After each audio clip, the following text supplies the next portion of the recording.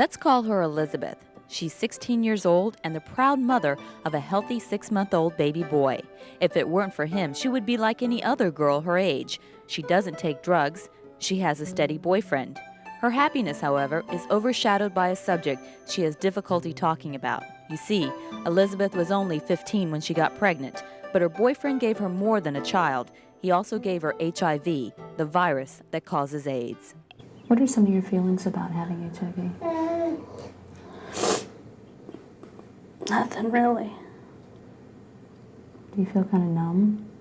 No. I'm just scared. Especially during the adolescent years, diseases like AIDS are other people's problems. The prevailing attitude is, it can't happen to me. But as more and more people are affected, we have to realize that the problem is in our own backyard.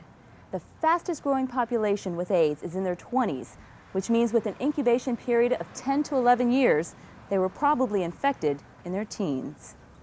Because there is no cure and no vaccine for this deadly disease, education remains the only means of prevention. Unfortunately, Elizabeth didn't know a lot about HIV before she contracted it, or maybe she didn't think it could happen to her. This is the message that a teen theater program called The Source wants kids to hear. I didn't think if I had sex I might get pregnant or get infected with gonorrhea or something, and I never, ever thought sex could leave me with HIV. I didn't think at all. So it's my fault. You can't blame yourself for what may or may not have happened to me. What do you mean I can't blame myself? If I've given you HIV... If you've given me HIV, if I have HIV, it's my fault and mine alone. And I'm going to face up to it. At first, they were kind of, you know, like, these people are going to talk about stuff we already know and da-da-da-da-da. But when they really looked at the play and saw it, you know, you tend to find people come up at the end and ask questions and really just want to know more about it. And it gets the word out. And I think they really listen to us because we're teenagers and it was more realistic than for somebody to come up there and lecture them about AIDS. Former Source director Josephine Dorado feels that lack of knowledge isn't the problem with teens. It's what they do with that knowledge. They're a lot more tolerant and a lot more knowledgeable than a lot of adults I know and people in my generation.